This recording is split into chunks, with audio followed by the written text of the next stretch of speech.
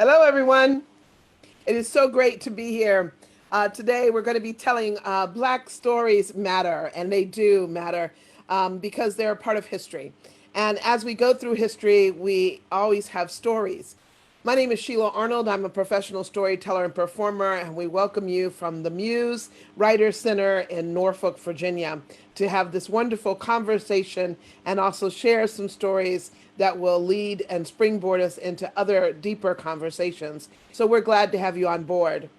I'm just going to tell you a very quick story before we get started, and it starts with a hunter. And a hunter went out hunting and he came across the lion that he was hunting for, and he put his gun down to shoot the lion, but the lion turned and with great speed brought the hunter down. And later on, as he's holding the hunter down, the gun's to the side, the hunter says, "No one told me that lions were so quick. I didn't know." And the lion simply said, "Of course you didn't know, because those who win the battle don't share about those who have been defeated." And truly, in our country, we have had times where those who have been the ones in authority have not told the stories of others who have not been in authority. And now those stories are needing to come out. And so today we will hear Black Stories Matter. You've heard my name, Sheila Arnold, but we're also going to have with us today Lauren Hope. He'll be coming and visiting us while we get started, when we get started with our wonderful videos. We have Rebekah Coxwell from Virginia Beach area. We're so excited to have her. We have Des, which is short for Desiree Cooper, who's over in Chesapeake. I think I got those things right, or I might have switched them up. I hope I did that correctly. Desiree. We also have Synnika Lofton, who is, I don't see him right at the moment. There he is. Hey, Synnika. And I haven't had a chance to talk to Synnika, but are you in Norfolk? Where are you at, Synnika? Oh, I can't hear you. You're on mute.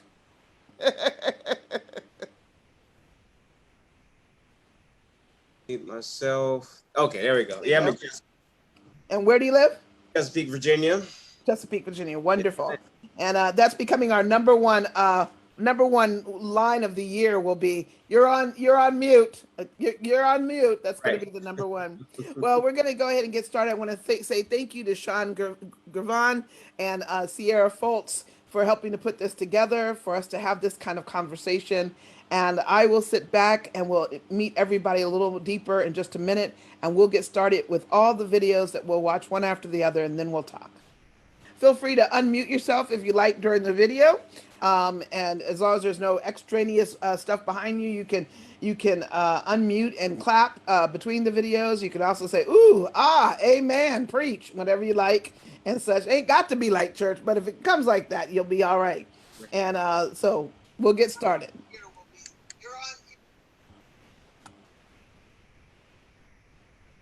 I think we'll get started. This is the part where I play background music. Okay, here we go.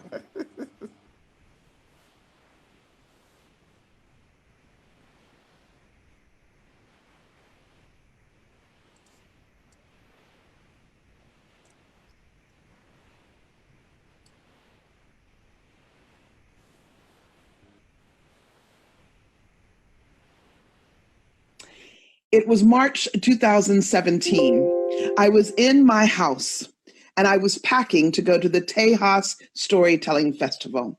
It was my first time going to Tejas. My girlfriend Darcy Tucker went all the time, and she'd always told me about it. She had become a semi-Texan because of that. I was going to be doing a workshop and telling in sacred storytelling and telling along with Laura Packer at that time. I was very excited about this first trip to Tejas. And so I was packing my clothes and very focused on that moment. It was then when I heard the key in the lock and the door open and the door closed, and around the corner to my bedroom came my son, Christopher. Tall, handsome, strong. That would be my son. He was 31 then, and he leaned his tall self against the edge of the door, and he just laid back a little bit. And I didn't think much about it. He said, "Mom, it's been kind of weird today." And I was a mom, not really listening. Okay. Yeah, I went to go see Granddaddy. Yeah, I know. I kept packing. And as I was going to see Granddaddy, Granddaddy called me and said he wasn't going to be at home, so I wanted to turn around. Okay. I was packing clothes. I was not worried about the boy.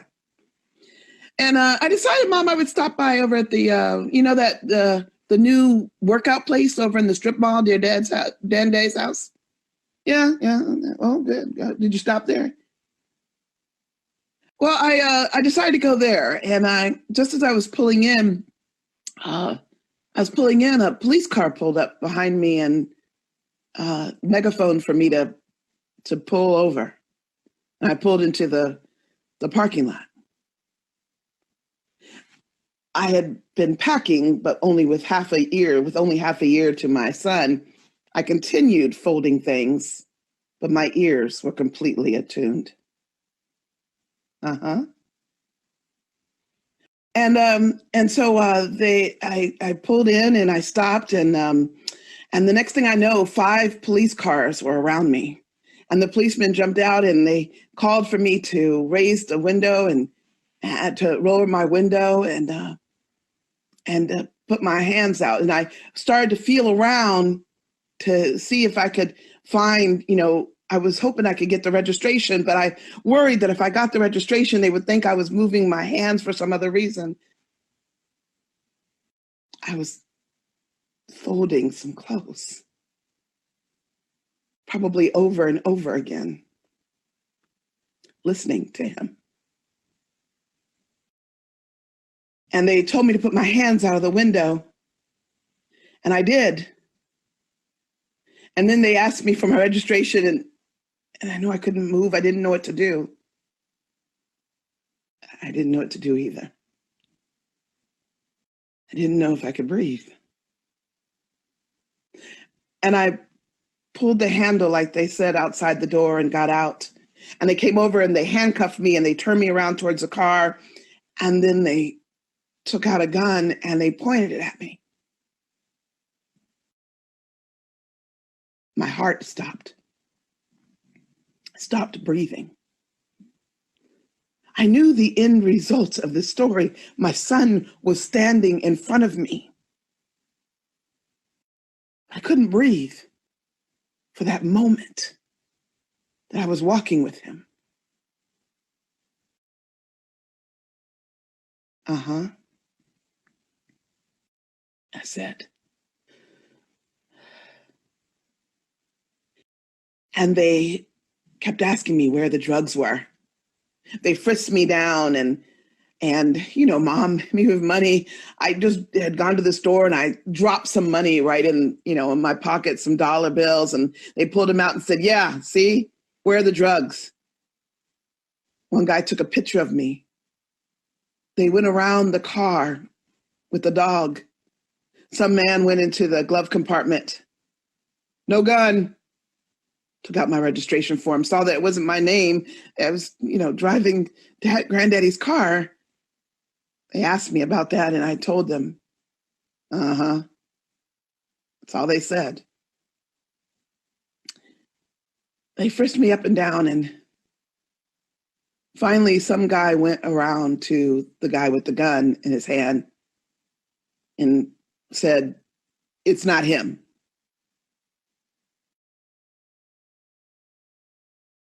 I thought I could begin to breathe a little bit, but it was hard. The air was still.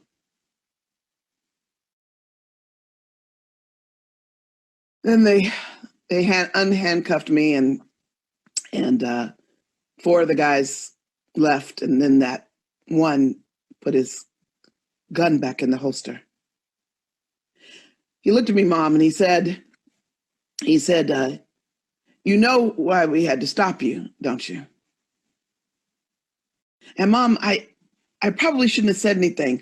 Right then, the air just stopped.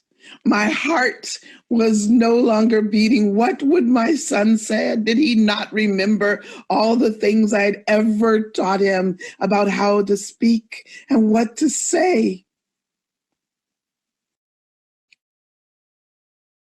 All I asked What'd you say?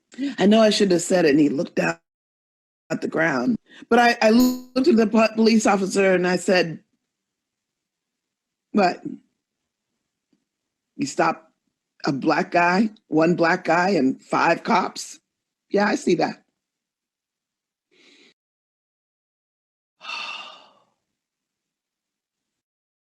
I probably shouldn't have said it.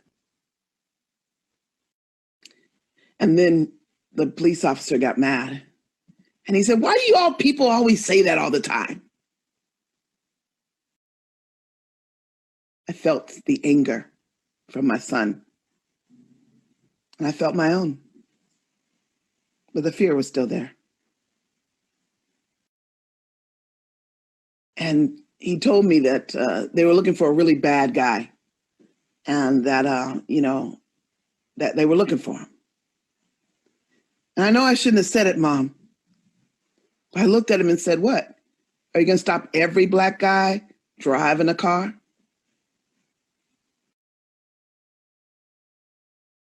The police officer got mad and he looked over to the side. And because he did, he just then shrugged his shoulders and stomped away, drove away. After he left, Mom, I looked over to the side too. And you know that workout place? Yeah, baby. There was a guy in the workout place. He was filming it. I think that's why I'm here.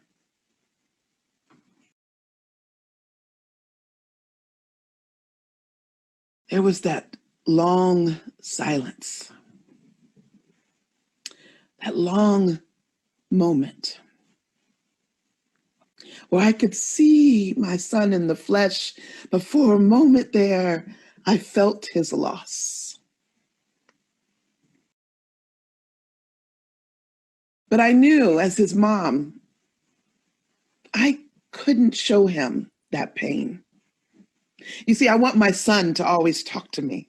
I want him to have a place that he can call home, a place he can rest himself in. I have to be honest, most Black men need a place they can rest themselves in. But they need to know they can come to that place and that place won't fall apart. You hear so much about strong Black women, that's part of the reason why. And I knew I could not fall apart on my son, as he would never come to me again. And where would he go? And so I said, well, all right. Touched his big shoulder there and, well, maybe you'll never have to worry about what you say again. And he said, that's not true, Mom. And it wasn't true. But on that day, he left, and I watched him walk out the door with every ache in my heart. But I knew he had to go live. And after he left, I cried hard. But I rejoiced because someone had been a witness for my son. And I am now a witness for my son. And I ask you to be a witness for those who need someone to stand with them. Because honestly, I am very relieved that my son is not a statistic yet. Thank you. Sheila Arnold. Sheila.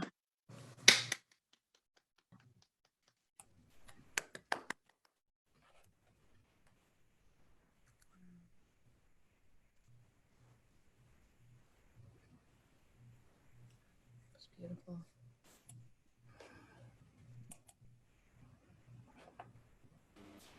Thank you for listening.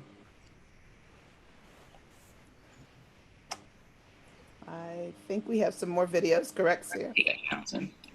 All right, here we go. Hi, my name is Lauren Hope. I am a blogger, motivational speaker, certified peer recovery specialist, and motivational speaker. Thank you so much for having me in this event. This is my dog, Boo Bear, and I'm just holding him so he won't be disruptive. I am going to be reading my piece off of my computer, so if I'm looking to the left, that is why, but I'm going to try my hardest to stay engaged with you. So this is something I call, Am I Really Black? An Awakening. I've been asked to share stories of the Black experience for this event.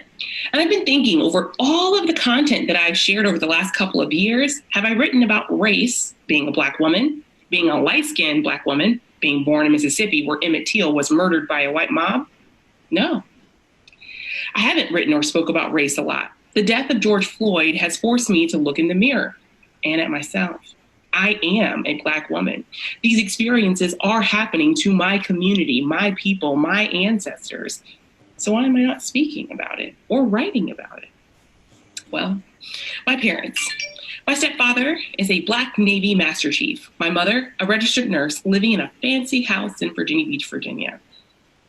By all accounts, we beat the odds. Why did I need to talk about racism and discrimination or police brutality? My parents sheltered us from the hardships of racism. Sure, they took us to Black museums. They took us to the place where Martin Luther King was shot and killed. And we were taken down to rundown housing projects. Those were our lessons about the Black experience. We were taught to talk straight, no slang. And for years, I didn't feel connected to the larger Black experience or the Black struggle. I went to Virginia Beach City Schools, and I didn't learn about racism there. Slowly, I started to post on Facebook recently about my experiences being a Black woman, about being over-sexualized by white men, something that dates back to slavery times and even has a name called the Jezebel complex. I posted about being called an Oreo, something Black people call other Black folks who aren't quite down. I've been called the white Black girl for speaking up in class, sitting up in the front of the bus for talking proper. An admission I don't want to make about my own culture. I don't want to say that I've been hurt the most about my Blackness from other Black people, that even when I went to a historically Black college to get this elusive, invisible Black card that everyone said I was missing, it still hurt. The Black card, if you didn't know, it's the invisible identification card Black folks have that states I am Black. Now, I have longed for this Black card, right, for a long time, for acceptance from other Black people. But it's deep, y'all. It runs so deep. To get and keep the Black card, for example, you have to toe a fine line of being down, but not ghetto, sexy, but not ratchet. You have to know how to play spades, cook collard greens. Guys, that's just skimming the surface. Whatever it takes, this Mississippi-born Navy brat does not have it. After my HBCU experience, I stopped trying to have it. So I went to Virginia Commonwealth University, where the student body looked a lot like what I grew up with here in Hampton Roads: white, Black, Asian, African, Filipino. At VCU, I found a home, a safe place to be myself, find my voice as a reporter. It's where I became a journalist. Oh, did I mention to you that I was a television reporter? Yeah, I worked for some big station that has a wave, you probably heard of it. And when I was a reporter, I was always pulled together. I was always sharp on air, and I carried myself with respect. But I have to tell you, my last name carried a lot of weight. My government name is Compton. And when I rolled through the hoods and people would come by and say, Compton's here, she's going to get to the bottom of this story.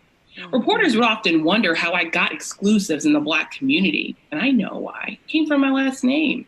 I got it from my stepfather. And if you don't know a thing about Compton, it carries weight in the Black community. I can't even get into that. But I was determined to make it, not just because of my last name, because of my work ethic. So I stayed longer. I worked harder. I called people afterwards. I prayed for these people in private. And yeah, when I came on the scene, people knew that Lauren Hope Compton was going to get the story. That I carried weight with Black mothers, Black kids, Black men, and I can't tell you how many secret, intimate things these people told me as a reporter. The things I cherish, how they hugged me, how they cried, how it broke me to be reporting on Black crime, how it tore at my spirit to see Black people gunned down and dead in the projects. But I kept at it because I knew I was their voice, a speaker for them in a way no white person could be. These kids that were dying in the streets, they were like my cousins, my stepbrother, my forefathers. And I worked really hard to tell their truth in their real way.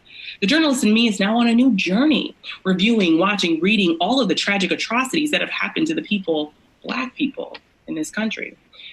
This past week, I've watched documentaries on the murder of Emmett Till, the many lynchings that were once public events in our country. I watched the interviews of George Floyd's family, Eric Gardner's family, Breonna Taylor's family. I've spent time researching Juneteenth and the idea that Black people were not really free until 2 years after the Emancipation Proclamation. And even now, me, a 4th of July baby, I know that even after the African Americans in this country were in bondage, right? Systemic racism. When we were freed from bondage, we were held in bondage to systemic racism, to hatred, to discrimination, to the justice system. Times such as this, a beautiful time to be alive, to see a change happening right now. It's like that Sam Cooke song. The change is gonna come. Is this the change, God? Then why am I so scared to be Black in America? Scared for Black men, scared for Black daughters, sons, Black women, Black families. But I remember, Father, you said that your children don't walk in fear. You're not a God of chaos or of terror. So I will stand tall. I will walk by faith and not by sight. I believe in your promises that you offer for all of your children, white, Black, yellow, brown. We're all the same. Our blood all bleeds red. I will stand and I will speak and I will own that I'm Black in America. I am Black and proud, and this is me. And I always like to sign out all of my content by saying, as we say here, Good Girl Chronicles, I love you. I love God more. See you next time. Good job. Ooh.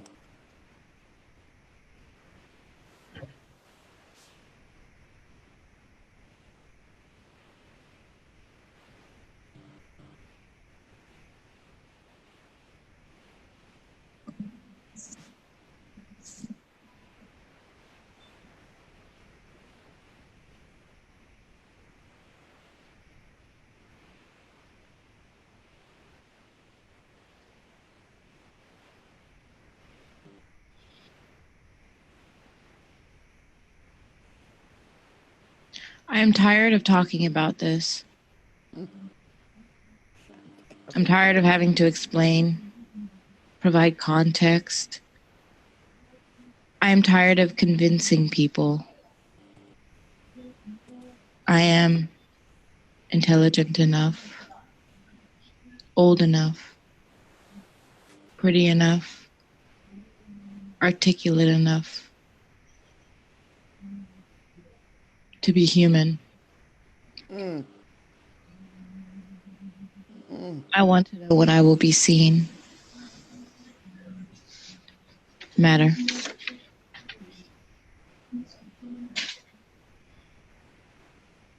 I'm teaching my son to read, and the American English system makes no sense.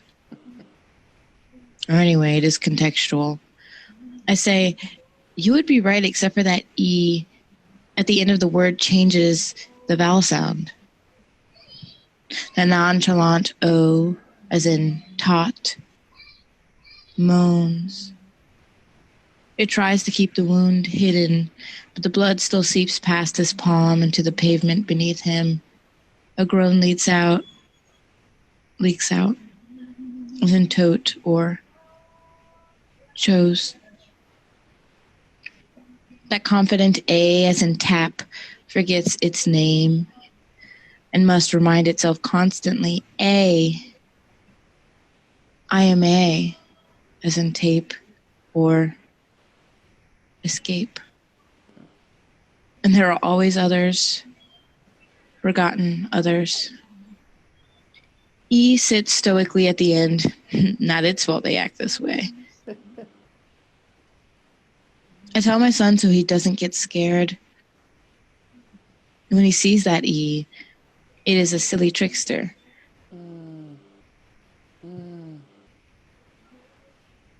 What I have not told my son is when he was 2, he was the only Black child in this preschool at the rich white church his uncle attends, and though I packed his lunch every day and wrote his name and the date on all of his sandwich baggies and the Scotch tape on his thermos, they decided not to feed him lunch. And I didn't believe him when he threw himself on the ground and screamed that he was hungry. I said, "You had lunch. You can wait until dinner."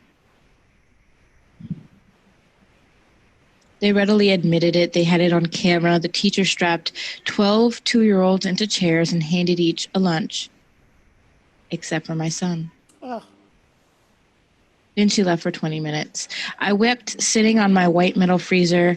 After I'd kissed him goodnight, tucked him into his toddler bed with the side netting to keep him from rolling out of the middle of the bed, I sat on that freezer, rubbed my womb swollen with his blue-eyed sister, and I thought, what kind of sense does this make?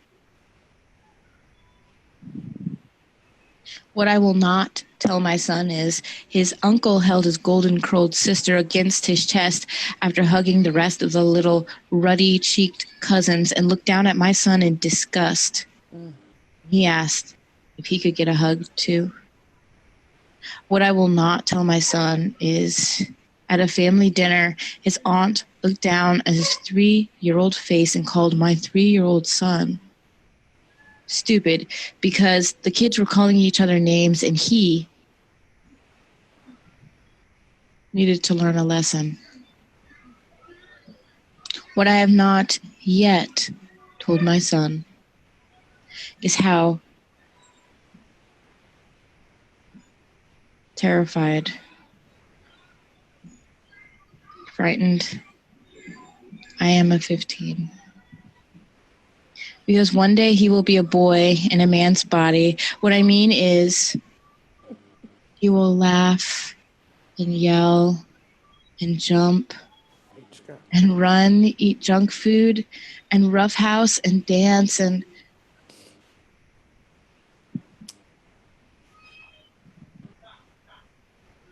it will be perceived as aggression.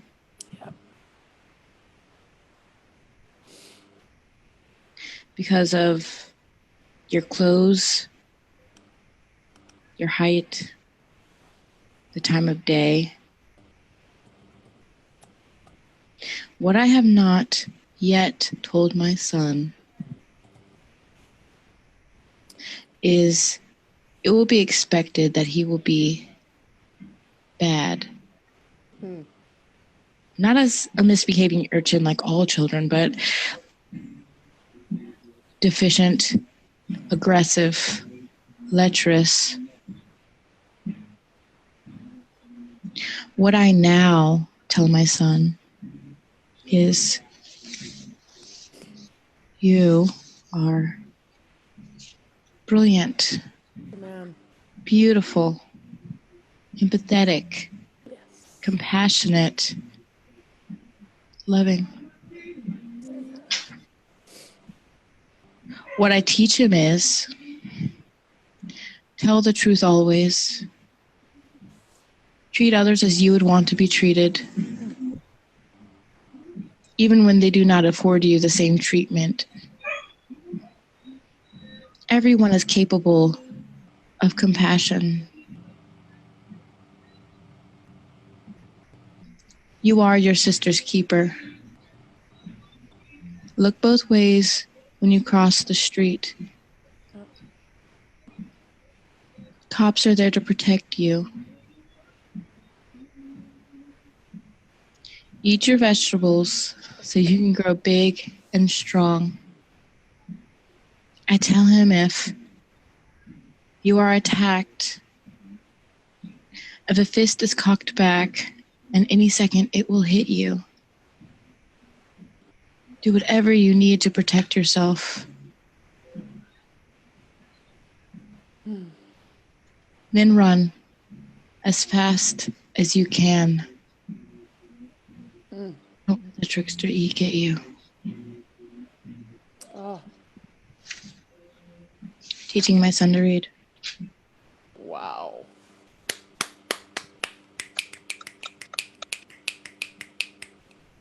I will love you when you are bald, when you stumble more than walk, when I hate you, want to smother you with the pillow under your head.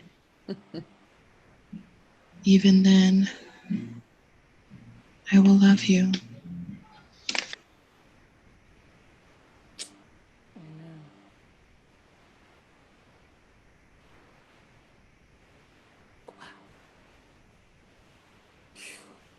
Girlfriend. Girlfriend. Wow. Fire. With nothing else to feed him, she pushed the last slice of bread into his baby bird mouth. Take this, eat. She taught him how to pray as he trembled in the bathtub where the bullets couldn't find him. They said it together every night as they practiced living on their knees. If I should die before I wake. He didn't die, such was the shield of her love. She willed it, and he thrived, a rose in the desert. Day by day, she reminded him, I love you with all my heart, all my mind, and all my strength. Blessed are those who are another's joy. But in the valley of shadows, the serpents slithered. Samaritans never stopped to help. Fishes and loaves did not multiply. Suffer, little children. A table was always set for the privilege of the enemy. In the house of many mansions, the rich hoarded their manna. He wore his coat of color, a gift from his mother. He looked good. This is my body. This is my body. In his pride, he was a target for the rulers of the fish, the fowl, and all other living creatures. They burst into his front door, render to Caesar the things that are Caesar's. They threw her begotten son into the yard, a pig in the dirt. In the door sill, his mother wept. Giving his last breath back to her, he despaired. Why hast thou forsaken me? Wow. Oh my gosh. Girlfriend. When I discovered that poetry could be used as a tool to confront racism, oppression, world politics, and gender inequality, I hurled myself into the craft. I had found a form of civil disobedience that worked for me. Most of my poetry is recorded. At this point in my career, I have recorded a combined total of 170 albums, CD singles, EPs, and digital downloads. A fraction of that material is on iTunes, Spotify, Amazon, and other streaming platforms. But I never limit myself to the streaming services. Two of the major themes of my work are resistance and identity. These themes can be found in most of my poems. Lately, I've been focusing on family and this COVID issue affecting the world. Whether it's rehearsing late at night, scrapbooking with my latest press clippings, or late night eating after a reading or performance while on tour, I try to allow myself to breathe and enjoy what life has to offer. It's silly to adhere to the rules of the maze without finding ways to break out of the maze. This video, Eyes on the Prize intro, is a spoken word poem accompanied by music. The video was filmed by Cliff Vision Johnson, a poet, rapper, playwright, indie filmmaker, and a member of the Black Lion Insurgents, a conscious hip-hop group I co-founded in Chesapeake, VA in 2018. The poem is really a revolutionary reflection on the conditions of Black people in America. Throughout all of the racism, oppression, and physical and psychological trauma, we keep our eyes on the prize, which is success, socio-political advancement, and healthy family structures. You may hear about the celebration of Kwanzaa at the end of the year, which is a celebration of family, self-determination, unity, economic progress, and nation building. I try to observe the principles of Kwanzaa every day. Everything I create has to be completed with Black freedom and liberation in mind.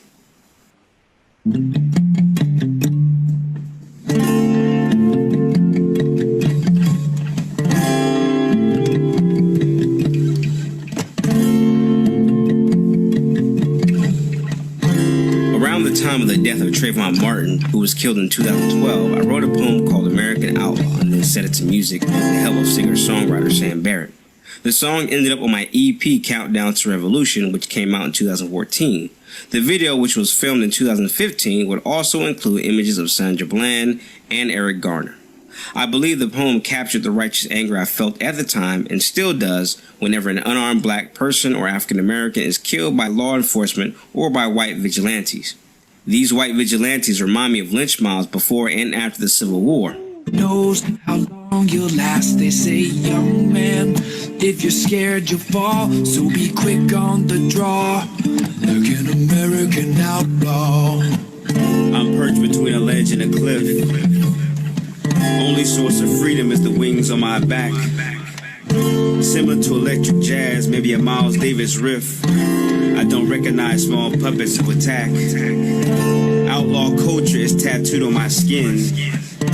A fierce reminder of my familiar wasteland. Aims are bigger than curtail freedoms I hide within. My objective is to fly to a higher place and land. Say, young man, don't move too fast. Nobody knows how long you'll last. They say, young man, don't dream too big. Chasing those dreams makes it hard to live. They say, young man, don't move too fast. Nobody knows how long you'll last. They say, young man, if you're scared you'll fall, so be quick on the draw, like an American outlaw. Onward through the traffic lights, with altitude beneath my feet. I bow down to no God in a three-piece suit. The pursuit of happiness is not owned by any man but me. Heavy is my social armor, that's the truth. I'm a man forced to keep self-determination in a holster. Forced to look at liberty with my fists. Clenched and ready, that's part of my culture.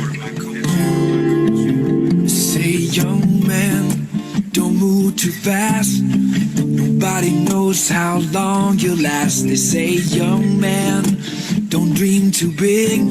Chasing those dreams makes it hard to live. They say, young man, don't move too fast. Nobody knows how long you'll last. They say, young man, if you're scared you'll fall, so be quick on the draw, like an American outlaw.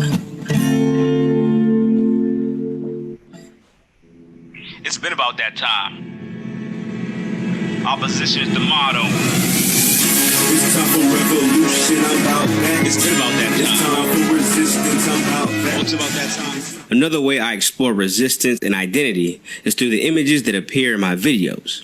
I carefully select the content in an effort to control how I present myself to a larger audience, because mainstream television executives, movie executives, and even some media outlets tend to focus on stereotypes and negative attributes that they think represent African American life or the urban landscape. In this video, Talk to You, I asked the videographer, Alexander J., to focus on positive black images of family life. And no, those ladies are not actresses. My wife Elisa and my daughter Zuri got in on the action. Some smiles have wings that are broader than the sun. Some touches speak a language that only two people understand. I understand your presence is a gift, neatly wrapped in God's plans. I shed my inhibitions when your personality demonstrates how beauty is crafted with liquid fingertips, with careful sparks, with precision intelligence. That everything of you is relevant to the intricate way I breathe. Hey there, baby, let me talk to you. I'm just saying, so in love with you. Drive me crazy, spin me round and round.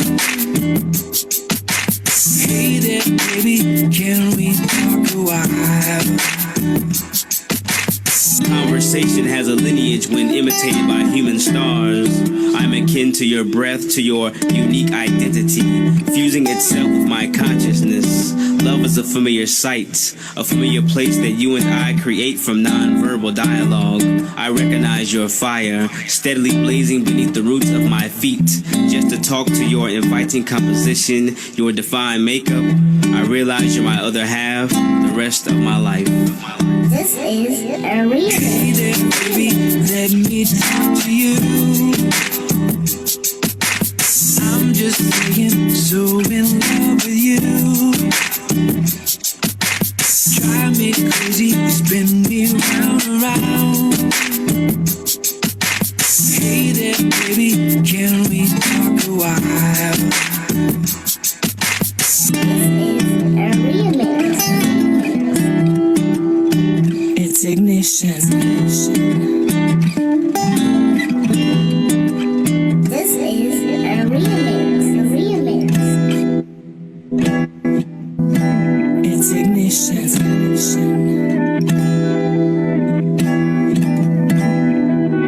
This is a remix. Hey there, baby, let me talk to you.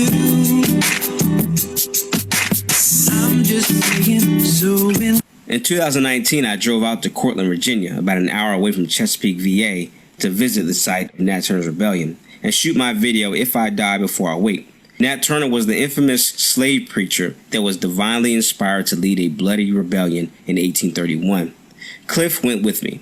He was the videographer for the video. We shot the video at the marker on Meherrin Road, Virginia Route 35. If I die before I wake. As I pray, I notice there are 160,000 scars on the world for immigrant girls and women forced to suffer female circumcision, and 400,000 tears for the black Sudanese murdered because of genocide savagery.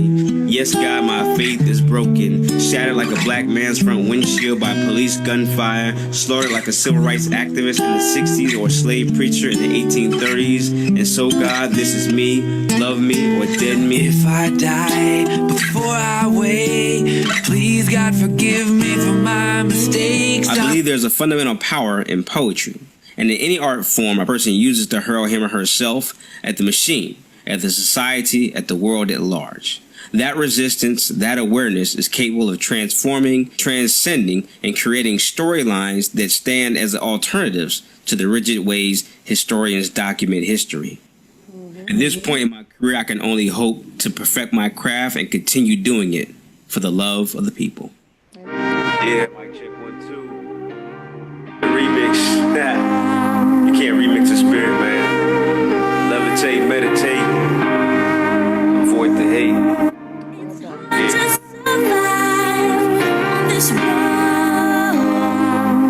Can you show me the way to go?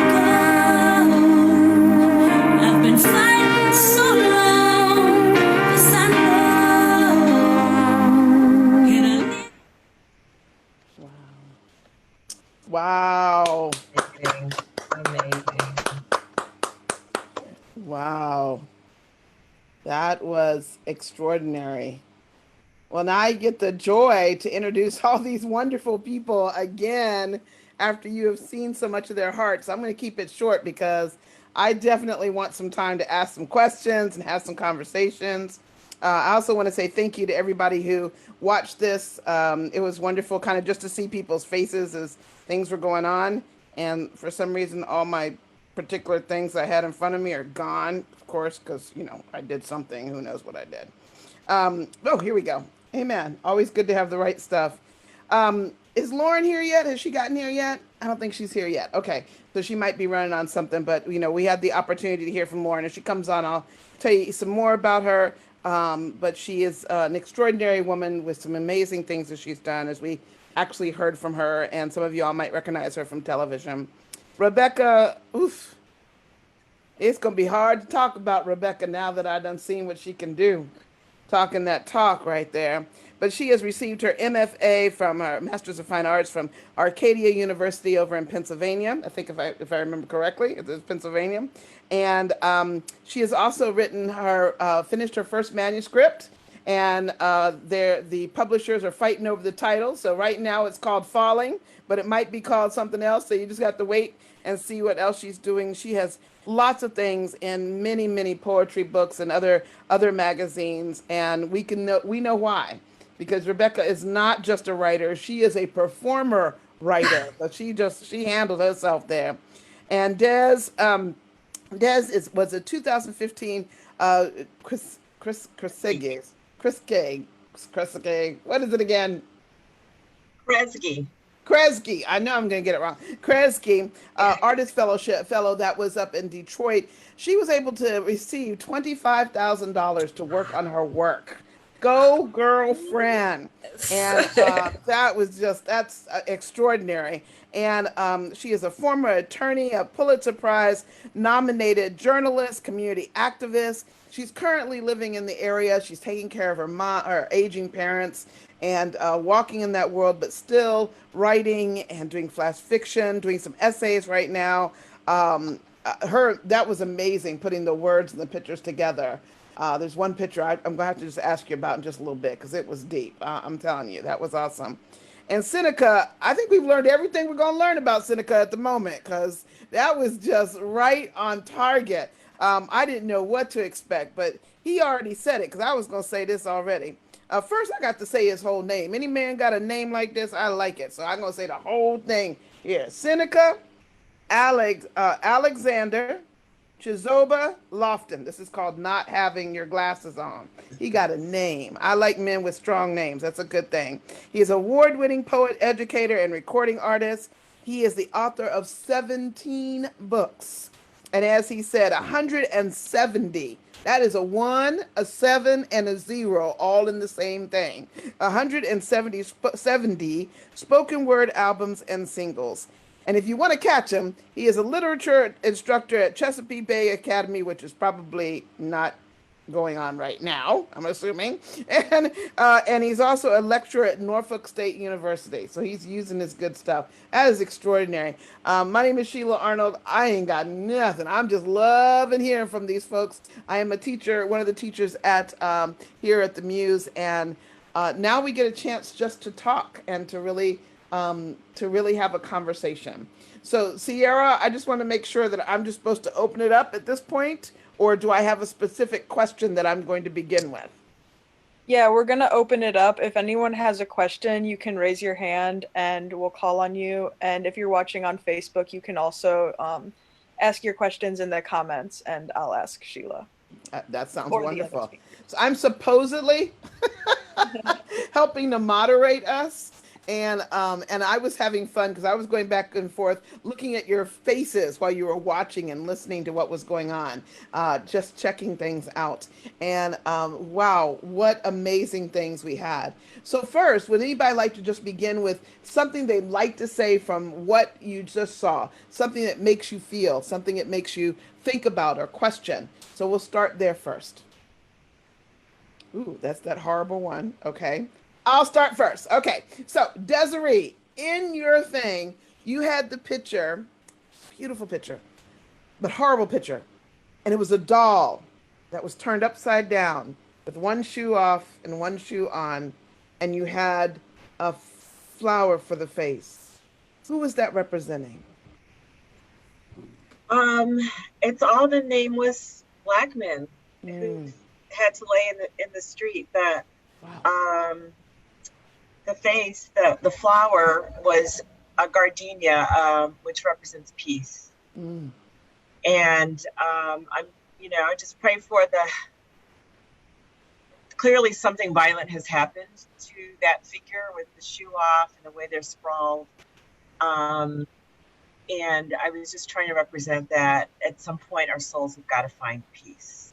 Yeah, that we have to end this in a space of love.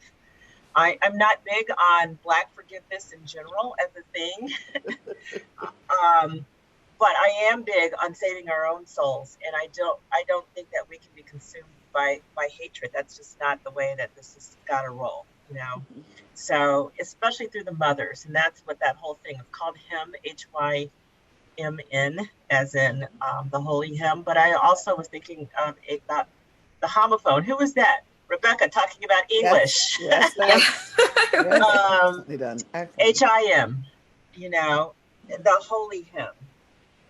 Really and how we've got to get at that point where we're not afraid of Black manhood, as you said also, Sheila, but that we can hold it holy like we do life in general. Afraid of Black manhood. I watched The Hate U Give because it was free, so I watched it. So I just watched not too long ago because I didn't want to watch it at all. It's a great movie, lots of levels, should be watched. I just couldn't handle it until this time. And there's a line in there that says, how can we be unarmed when the thing they fear is our Blackness? And that's what we're talking about sometimes is the fear is just the color. And that starts everything. That's the beginning part for some of the things that we're walking through. So, this thing that our men turn, as Rebekah said, suddenly they're dangerous by the time they're 15. My son was 12. He was tall for 12. And I knew the moment he got there, he would be considered a threat. The moment he got there. So I saw that come through a lot of the things that were put out there today. Synnika, you happen to be the only man sitting up here at this particular moment. And we up here talking about you without letting you say nothing. So we got to let you say something, bro, man. Just listening, enjoying. It's kind of ironic, your story earlier on Sheila. An hour ago, every day I take my daughter out to ride her bike. I taught her to ride her bike over this whole COVID crisis I had at the time. So I taught her to ride her bike, and now I can't contain her. So I take her out every day, right when the sun starts to go down, around 5-ish. And I live in Chesapeake in a fairly populated area near the hospital, and so there's a lot of businesses, a lot of cars, and so around 5-ish, everybody's gone. They've been going on for the day. And so I take her out and we just ride. And so we run the same route every day. And so about an hour ago, 6:45, 6:30-ish, we're riding around the neighborhood. And then all of a sudden, all of these cop cars just kind of jump out of nowhere and they're swarming. And I'm thinking, obviously something has happened. We're riding scooters. We're masked up. I'm wearing bright clothing. I wear, the bright clothing for a reason. Clothing that I believe disarms people. Clothing that's bright, a pink breast cancer awareness mask I feel like it's disarming to people. So I didn't want to wear like a bandana, black, dark color black bandanas. Didn't want to go there. So I'm wondering what's happening. So as we're riding the scooters and we're riding the bikes, we start to see cops and dogs in the street. So they're looking for somebody. And I told my daughter, I was like, listen, we need to stop right now because I'm not sure what's happening. And we're a little too far from home to get there. So we stop in a neighborhood near a pond where my daughter always looks at the geese. She checks a trap because they got a muskrat problem. So they're trying to trap a muskrat. So she checks a trap every day.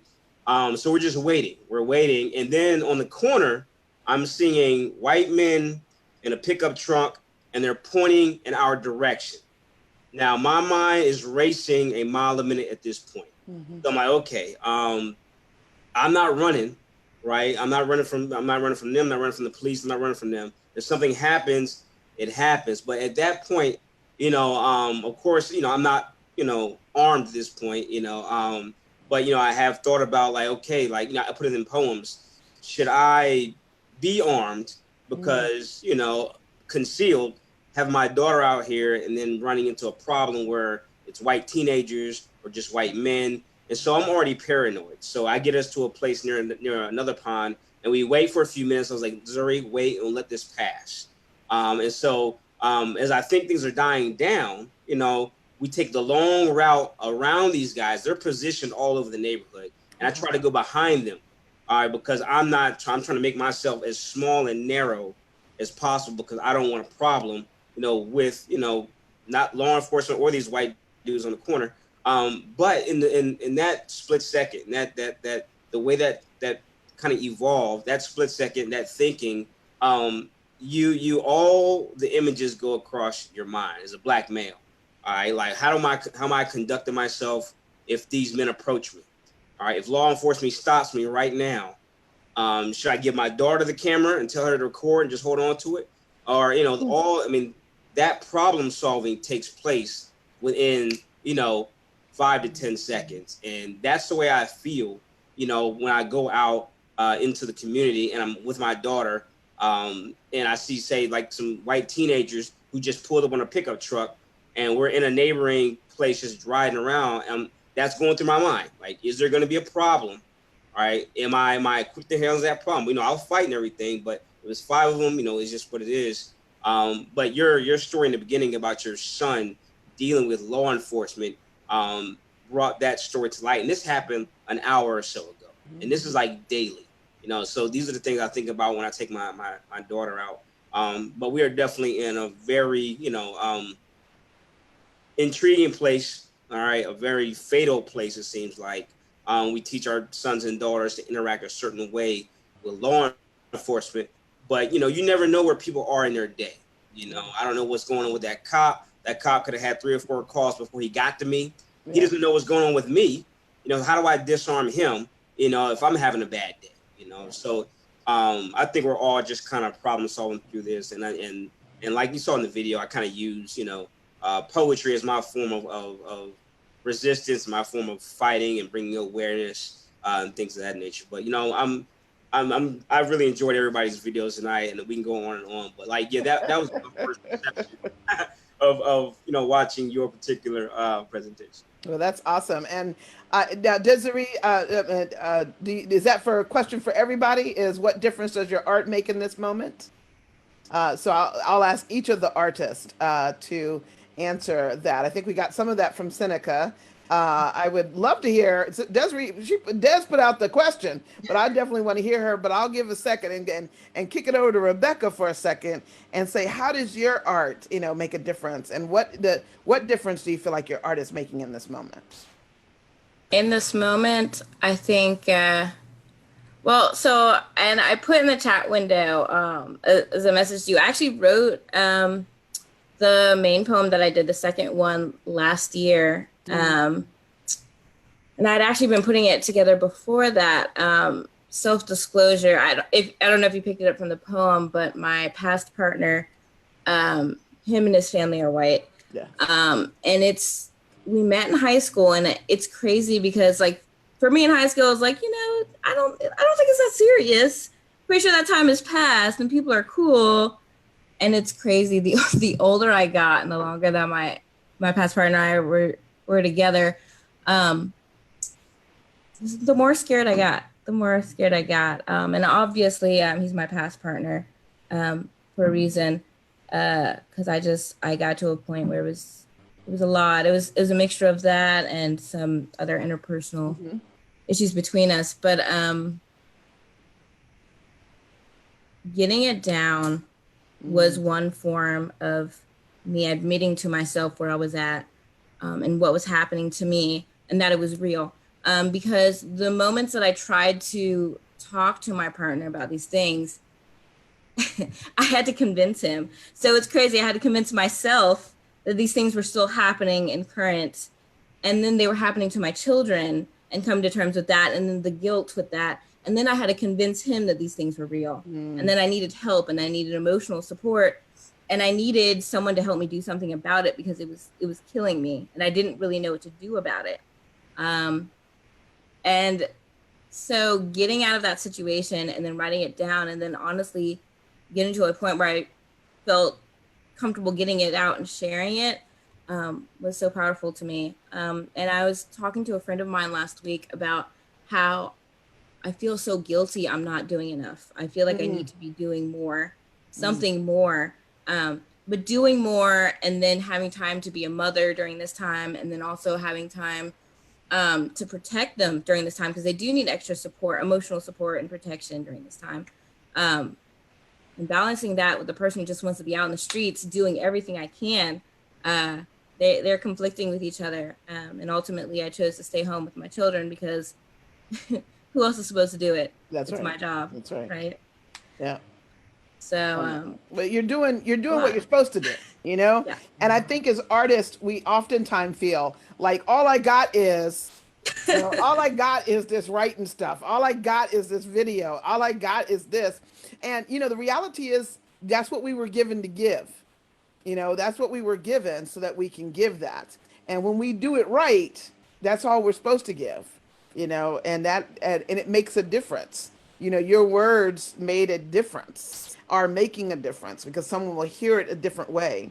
I'm hoping that my art, what I found when I did this particular piece, I've told the story before, but I don't know, something about this telling, I don't know, whatever. It just blew up quickly. And I don't know exactly how or why it did that. So it's been shared over 250 times and just keeps going and going. I don't even know where it's at now. And so it's been wild, but what it has happened is it has laid a place for people to have a conversation, to see the world different, because I'm a mom. I'm a mom with my son. And what's happening is particularly a lot of moms with their sons, or their moms that, you know, have I ever had to have this conversation? And for me, it's helping them to believe that this is real. I'm going to say this real quick analogy I had the other day. I was thinking about this and it just bothered me. I was thinking, I'm so tired, Rebekah. I'm so tired of having to explain it again and again and again. And I said, it's like this. This is how it feels to me. It's like a child coming up to you and saying, I'm being abused by my mother. I'm being abused by my mother. I'm being abused by my mother. And being abused by my mother, the child is killed by his mother. And we go, oh, he was being abused by his mother. Really? And there's 2 more children in the house and they go, but those children will be fine with that mother. That's what it feels like when we have to say again and again and again, no, it's not a few bad apples. Yeah. No, this is really happening. Yes, this is what we got through. Yes, again and again. And we've already killed enough children to already have been believed. But we don't get believed because of the color and the unaccepting that could possibly happen. So all we're saying is we're going to put the children back with their mother. How that feels. Des, tell me what difference your art is making for you in this moment and in this time for us as well. Well, I'm quarantined with 2 seniors, my parents who have Alzheimer's, they're 86, but also with my 32-year-old son, who came from Detroit to stay with me in January and can't go anywhere. That's right. And it's been a blessing to be quarantined with him. It's been, I don't know if he'd say the same thing, but it's been an absolute blessing. So we watched together George Floyd be murdered and all of the other things that are happening. And for the first time, he's 32, for the first time in his life, I asked him, what did that feel like to you? Because yes, he's been stopped many times by the cops. Yes, we've had to go bail him out of, he was surrounded by, like Synnika was saying, 6 police cars from 2 jurisdictions because his taillight was out and taken to jail. And then I learned in that moment that there were times he never told me about. And when we did talk about it, I realized that I was taking care of the moment. You're going to be okay. We're coming to get you. We got the money. It's all right. Nobody hurt you. Nobody has, your job is, I'll call your job. Your job's going to be fine. We'll get the car back, blah, blah, blah. And you're in all of that, fixing that. I had never actually debriefed the step-by-step moments that he had lived through. And so that's a lot of where the slideshow I put together and the sort of prayer for my son came from, is how much we try to love and protect and do the right things and be the right people. And it does not matter. And then in the end, George Floyd is calling for his mother. And it made me think, like, I failed. We mothers are failing our children because we weren't there to make sure they got their lunch. We didn't know they weren't getting their lunch. We told them they already ate. Don't worry about it. We don't know what they're going through because, first of all, half the time they're protecting us. And they don't, and that starts very young. That starts very young, where the children do not inflict more pain upon their parents. They suck it up. And they do not tell their stories. And so that's where I've been quarantined hearing his stories. And it's horrific. And it's not easy for me to think that I could have done something different and should have done something different. When I know I can't. I mean, that's irrational, but I'm his mother. I want to fix this. How do I fix this? That is my job, to fix this. And it's unfixable. Yeah. It's unfixable. It's unfixable for us. You know, what we have to do is keep saying it and keep speaking it and keep sharing Well, it. and so back to the question that my art is almost speaking to the mothers and saying, very good. we got to keep it for them. There's no end game. There's no tired. There's no I'm done with this ever. Even when his mother was dead for 2 years, he was still he needed her help. Yeah. So if there's no end game, and I just wanted to validate what our sons are going through, and our daughters are going through this as well, and what the mothers are feeling in this moment. And the wives and the brother, the sisters and the aunties and such. Yeah. All right. Boy, that was nice. Yes, Jay, go ahead. I feel the need to say something to artists and writers and storytellers. As someone who loves history, it really bothers me that so many stories have gone untold. There is so much, particularly in Black history, that is a mystery because somebody didn't tell it, or the story didn't come down, or it didn't get written, didn't get sung about, there was no poetry written about it. So to all of you, it is very important what you're doing now, because you are documenting a moment in time that 50 years from now, someone will want to know, how did they feel? What was it like? And what you are saying, what you're writing, what you're portraying, what you're singing about, what you are writing poetry about is ultimately important. I am a person who's been an activist for all of my life, but very much involved in one organization for the last 20 years. And everyone has a piece of what happens. Never negate what your piece is. There are organizations who march. There are organizations who do policy. There are organizations who get the long road and stay on it 15, 20 years, which is what my organization does.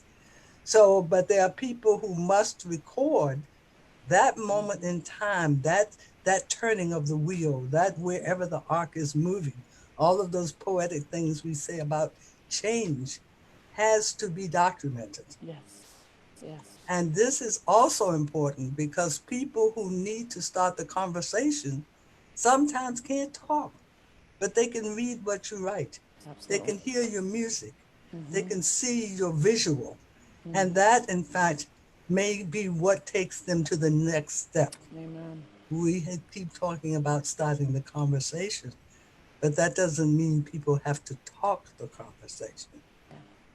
We have to use any way we can to get into people's hearts and souls and motivate them to take that next step. Because if we don't, America's going to keep going backwards. That's right. This is a fantastic moment in time. Do what you do it well, and don't apologize for it. Amen. And we always tend to think that by any means necessary means picking up arms, when it means by any means necessary. Possible. You know, and we know what, you know, how many poems, how many songs, how, you know, whatever it will take to change what is going on in our country. That's by any means necessary. And there's a lot of different kinds of ways to raise arms. All right. Is there somebody that would like to ask another question, or I can redirect us another way? Yes, Sean. I'll ask a question. And I guess towards Synnika, but it can be towards anyone who's a teacher. I know Synnika teaches kids as well as adults. And I'm just very interested because I teach college students who seem very much like kids, as far as I could tell. And I'm just very interested in like how aware students are of their history and of their place in history right now and the struggle. Like how aware are some of the students? Because I find that all over all the different English classes I teach, everyone has different responses to everything. And I'm just very interested in knowing like if because music, like they love, all kids in my class love music, but I don't know if they know about the way music first started or the way hip hop first started was actually it was a statement. It was something real. And I'm just wondering, like, well, what has Synnika found in the students that he teaches, and how they are aware of the struggle, and the way you express it through your music is something that maybe you have a connection with them. So I'm just curious about that. Okay, yeah, sure. My classes, especially at the high school level, my ninth grade literature class, we really don't get too heavily involved in like a lot of the socio-political issues, civil rights, women's rights, Black Lives Matter. We don't get too heavy into it, but they are aware of it because all my classes have current events every single day. And so we have a 10-minute program that we watch. I think CNN used to do it online. I think they still do it online.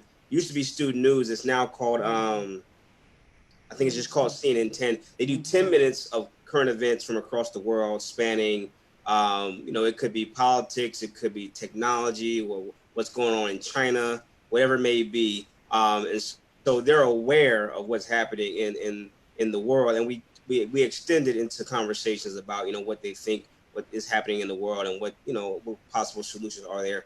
But by the time they get to 10th grade, that's where we really get into like civil rights. We get into what was happening in Montgomery in 1955. We get into these issues, into these weeds, and they really start to form their opinions. And believe it or not, a lot of these kids, they have some really almost like radical views. They're like, people still treat people that way. Like, yeah, they actually do, and like they're more conscious of each other because they are in mixed classrooms, right? In classes where there are Black kids and white kids and Asian kids from different socioeconomic backgrounds. So they're very aware. And of course I tell them what I do, and they see what I use, how I use poetry and how I use music, and how I put the message in the music. And so from 10th grade to 12th grade, that's when we really get into everything that we're talking about now, whether it's police brutality or racism or sexism, or what does intersectional mean? Is Black Lives Matter a Black nationalist group? No, which is not. It's got a different focus. It's more police intervention, and so they're more, they want all types of stripes of people coming into the movement with different perspectives. Hopefully, to close ranks and hopefully cause some change, which we've seen in the last few weeks. And so that's mostly with the high school kids. At the college level, they're angry. I see it in Norfolk State. These students, they're angry. They're angry. They're ready to get it in by, like, as Celia said, any means necessary. And so that means, yes, getting involved with certain organizations. It's Black Lives Matter in Hampton Roads, or maybe just taking classes or going to conferences, things of that nature, or delving further into the topics to hopefully generate a higher consciousness so we can kind of come up with a solution. But I don't hide it. I can't hide it because I'm a public figure. If they Google me, they're gonna find it, and they do. They'll come back to me the next day and say, hey, I downloaded X, Y, and Z, because I Googled you, last night, and my parents heard that, I'm not private at all, so it's just part of like the life. But I think like you're seeing with each generation, you're seeing like a change in the consciousness. And a friend of mine, we were talking about how we've gotten here so fast, as far as because like the protests in the streets is just not Black Lives Matter. These are all types of groups. Right? These are groups, LGBT groups. This is Antifa. All right, these are, they're coming from all types of perspectives, backgrounds, and they're coming into trying to make some change and do it like in a civil way. But of course, things get damaged. Rubber bullets start flying. No one ever says civil disobedience means non-confrontation. Correct. Right? This thing is confrontational. Dr. King was killed.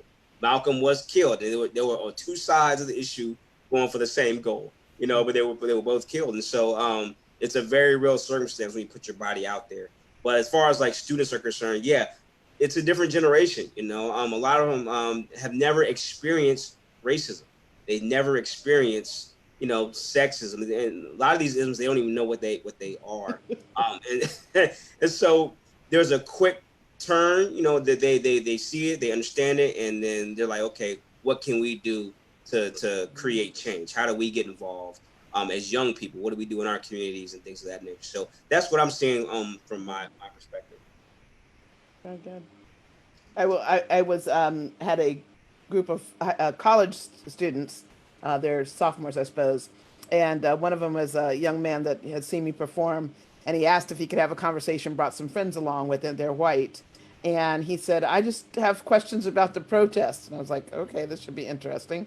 And so we had a little. What I'm learning is that they have so many students have no history, and not having the history blinds them in so many ways from things that they, that will help them to, to step into places. So I just happened to mention that something about Greenwood. It was completely, I said, "Have you ever heard of Greenwood?" And they were like, "No." And they were like, "Oh, that's appalling. Okay, we're going to go do some more work." And the next week, the fearless leader, whatever his name is, he then went to Tulsa. And all I could imagine was all of them going, "Oh, she just said this," it all kind of came together because they had no history before. Suddenly they had history. And I think that makes a big difference as we start to help them, is having the more history we can give our young people. I think they'll begin to, black and white and everything else, the more that we have a chance to really make changes. We're going to wrap it up in just a little bit.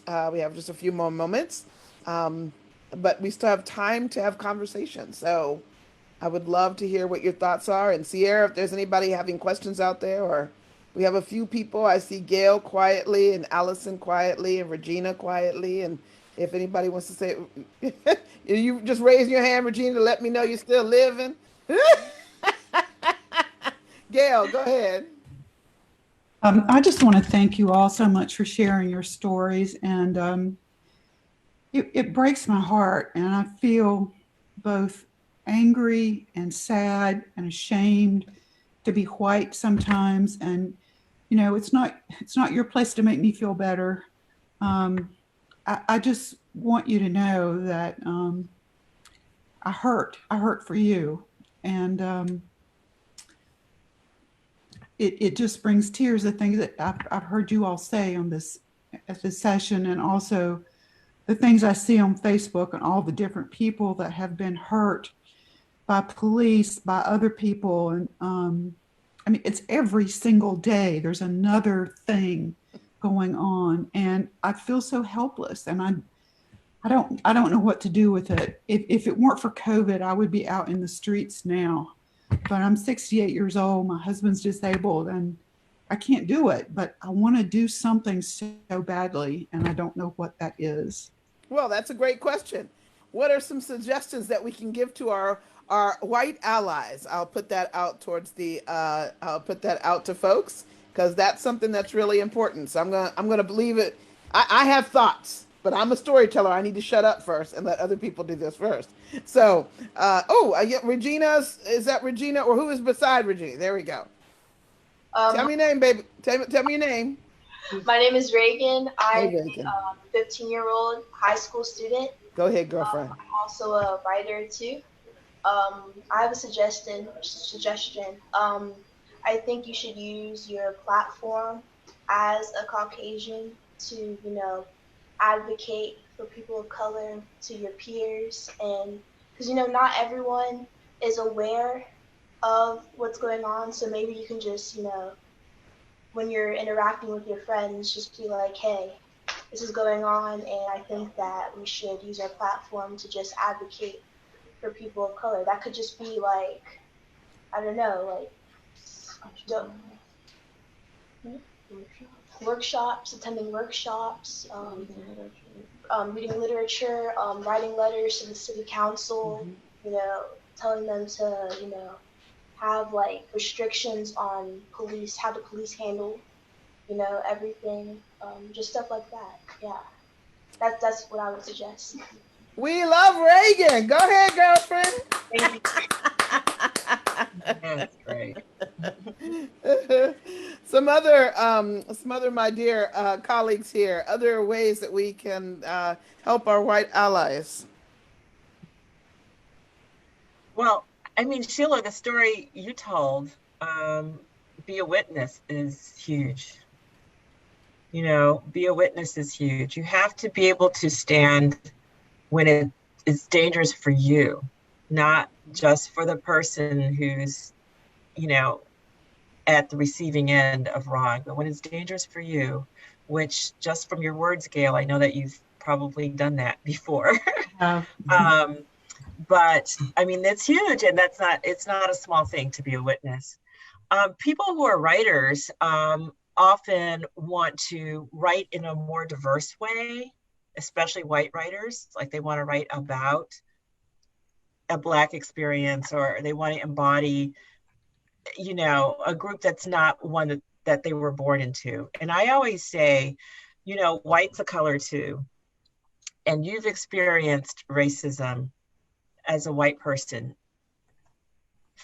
Maybe you weren't receiving it, but you were in the room or you were raised by, or you've been at Thanksgiving when. Yes. And so it's your story. You know, I always say it's White History Month. It's not Black History Month. It's White History Month. Slavery is white history. Amen. That's not Black history. Amen. Survival is Black history. So embrace history, all of it. You know, I know I feel like I'm kind of yelling and Gail's getting it. And that's not what I mean. But I'm being emphatic. Like the whole story is the whole story. And whites have not told the whole story. Even their own whole story. I think about the pictures of the lynchings, you know, as a picnic. And what was that little kid thinking who was being carried along by his parents to a picnic to watch somebody hang from a tree? I mean, there had to be a moment where that child would like, what? Wait. You know, before they learn that, no, this is fine, it's fun, you know. But where is that story, that awareness of that child? If you're writing about a child in school who was discriminated against, what about you as the witness to that child? What, can you write about how that made you feel while you were watching it? Were you relating to the child or to the teacher, to the authority, or to the people that had to be compliant? Why didn't you stand up? Those things have to be interrogated, but that's interrogating the whiteness. You don't have to be a person of color to speak, because racism is whiteness. Right. In this country, that's how it was constructed. So that's your story. It's not my story. Yeah, and I mean, I'm so white. I'm so lily white. It's incredible. I can't even walk outside without getting sunburned. But I was so shocked and surprised and actually delighted to find out when I did 23andMe that I have 2 African ancestors, and one is in the past 4 generations, and I had no idea. Wow. And I've had ancestors that owned slaves, which shocked me to no end when I found that out. And I'm thinking, okay, so which people on my ancestry chart, who's really the mother here, you know? And is it the one that you were married to, or was it the one that was your slave? And because DNA doesn't lie. And, you know, and I've had ancestors that have fought for the Confederacy. I was raised in the South. I was taught that Black people are not equal.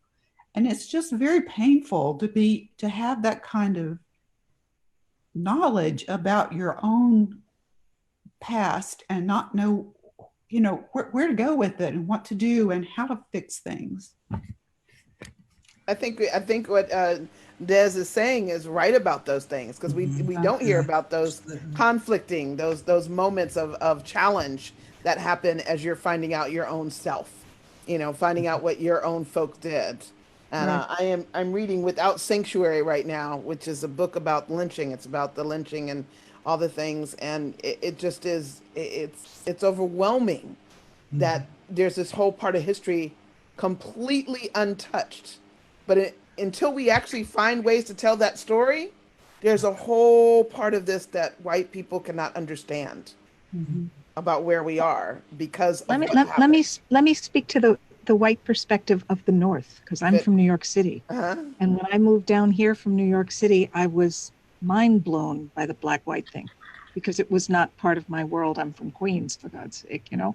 So I decided I would make people uncomfortable. And as I met people who assumed that because I was white, I wanted to hear the shit they were talking about people, I would always say, I didn't tell you that my husband's black. He happens not to be. But I was determined to make them as uncomfortable. Watch yourself. It was my way of saying, just watch yourself. Watch what you're thinking of. If you like me and you're going to assume that I want to hear this, I don't, and I don't want you thinking that way. But I didn't know how to say it because I'm Northern and I wasn't used to the South yet. That's my perspective. Yeah. And here's something that, oh, I have to be quiet. Sierra has raised her hand. You can continue this topic. There's a question from Facebook. I can Yes. chime in whenever you're ready. I think Allison finished, so I think that's good. Okay. Good words, Allison. Juanita wants to know from Rebekah, the incident that you discussed in your presentation where your son wasn't given lunch and it was caught on camera. How did you let them know that this is not okay without starting your own personal riot within the building? And we all can imagine Rebekah rioting now. I mean, we all can. That was a hard time for me. I was also in grad school for counseling. I was 3 years into the program. I was like 7 months pregnant. And at the time, I was being bullied by a white male teacher in class as well. I was a straight A student, yet every part of my work that I would turn into him, he would find a way to publicly ridicule me. So I was going through that, and there's a lack of support there with my partner, as you imagine. And then the thing with my son happened, and it was hard. I went in, I asked to see the tapes, and they actually didn't show them to me. They only told me, confirmed what I already knew because his lunch was still in his bag. And I actually called the police. And I was like, I don't know what the protocol is with this, but there shouldn't be incidents in which 2-year-old children are strapped into chairs and not fed. That doesn't make any sense. It also doesn't make any sense why they were unsupervised for 20 minutes. Well, the teacher was apparently outside for a smoke break or something for 20 minutes again. 20 minutes. I don't understand why I'm paying someone to neglect my child, So, and he was like, there isn't much I can do. I can try and, have someone check it out, but there's not really much I can do. So ultimately, not very much was done. I sent a letter of resignation to the school, but it was also a fairly well-known school. And although I'm not going to name it, a lot of people with money go to the church. And it was interesting because I went back to work and I was telling my story to a few friends. They're like, oh, yeah, I wouldn't have sent my kids there. People know. And I was just like, I don't understand what's happening here with this situation. So ultimately, I actually dropped out of grad school, took my son out of school, and I actually stayed home with both of my children for about 2 years after that, so that I could watch over them and protect them, and I could get my mind straight because that was hard. It was very hard, actually, for me. And then I think a year after that, I decided to get my MFA. So I started the process and everything I needed to go that direction. Ultimately, not a lot was done, honestly, with that situation. I think I did everything I could, but yeah. That is really hard. And protecting our children is the best, it's what we need the most to do. You did a good thing, Rebekah. Well, I am now going to look over at Sean and Sierra because we have hit beyond 8:45, which is fine with me, but I'm just making sure I don't run afoul of of our timing and such like that. So, Sean, Sierra, is there any more questions from your side? None on Facebook, no. Okay. So I think the thing well, very good. I was just about to say that, Sean. Excellent. I was going to have each one of us as presenters say a final word to end, and so I'll do it first, and then we'll just go the same way that we came on. Again, we missed Lauren. I do want to let you all know a little bit about Lauren before she wasn't here, but I want to make sure. And I don't know if you have connections with the Sierra. If you could put maybe some of her information in the chat so that folks have it. Lauren Hope is a registered peer recovery specialist, advocate, and blogger. In 2014, she survived a suicide attempt and lost everything.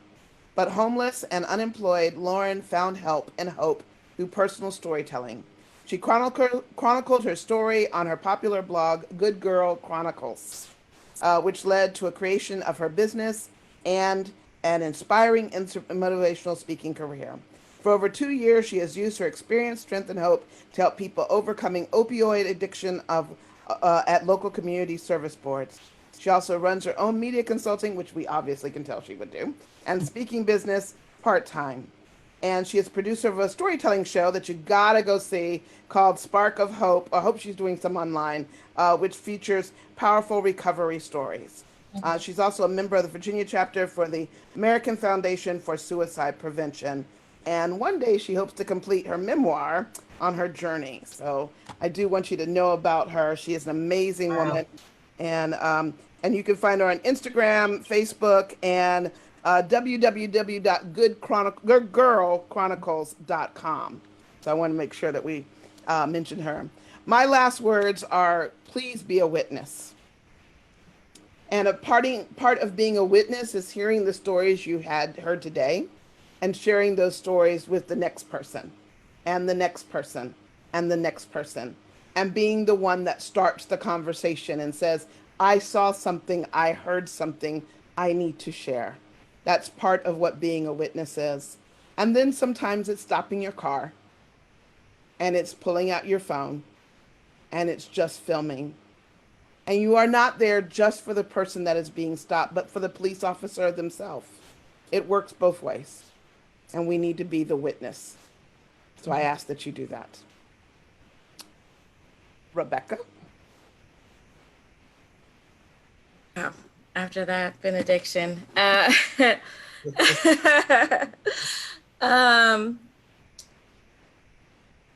think this has been life-giving for me. And I just hope that I can pass this on. So thank you. Yes. I have been very moved by all of your stories tonight. Even though we have our version of them, we haven't walked in your shoes. And for you to be vulnerable to people you don't know and tell your truth and stand by them is important to our progress as a human race. And I've just been so honored to hear them tonight. And thank you, Sean and the Muse, for letting me be just a small part of it. I've been blessed tonight. Thank you. And you've left us with great images, Des. Thank you so much. And Synnika, he is truly a man. He can handle 4 women with no problems whatsoever. And but he's well married. We all know that. That's good. And a great father as well. Your last words, sir. My last words. I would definitely say, I have enjoyed, hearing all the different stories and perspectives, this evening. I would say, especially for, white allies, find a way to get involved. Find a way to get involved. You don't have to necessarily contribute your body to a protest. The protest is like the sensationalized part of it. We need people like pushing for policy. All right, we need people advocating in their own. Vote. Yeah, that's how use that intellectual capital. To push for change. You don't necessarily have to be that person like, protesting in the streets or in the malls. I'm not a very good protester.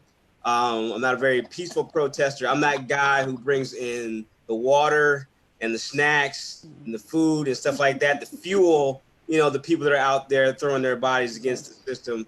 Because I can't really control how I would act in the street. But definitely find ways to get involved. All those different ways are very good ways to get involved. And I'm looking forward to hopefully doing this, at some other point. I'm sure the Muse has probably got the wheels turning in the heads a little bit. I know Sean's thinking of different things we can do. This is a platform we can use. This is live going to Facebook. So Facebook is the Facebook audience is seeing this. I'm already getting emails, people watching this. So this conversation has gone way beyond just, the Muse Writing Center. It's actually getting out there to the world. So we're doing our part, I think. And we want to thank everybody that came and spent this time with us today and tonight and listened and shared and we'll now pass the conversation on. And we thank you so much from the Muse Writer Center in Norfolk. They have fantastic classes that are all online right now. I hope that you'll check the Muse. I know that the email is going to go out in just a little bit because I'm going to turn it back over to Sean and Sierra. But come and take a class and have conversations and get around some of the most creative people that we have in Hampton Roads. But now that we have no boundaries, you can be from anywhere. And you can take a class from anywhere, and we'll be glad to have you walk with us, and we'll all walk this journey together. Thank you again for coming, and I'll turn it back over to Sean Gravon and Sierra Foltz as they have put this together. And there's Anna's down there as well, and let them have the final words of all we've done.